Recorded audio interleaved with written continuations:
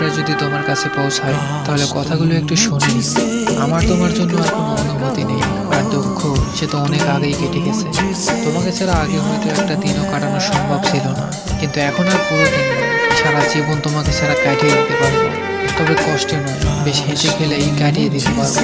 তোমার জানা উচিত তুমি যা করেছিলে আমার সাথে, আর হয়তো ঠিক বিশ্বাসটা কার প্রতি খুব সহজে আসবে না, কিন্তু জানো আমি চেষ্টা করেছি তোমাকে ভুলিয়ে রাখতে।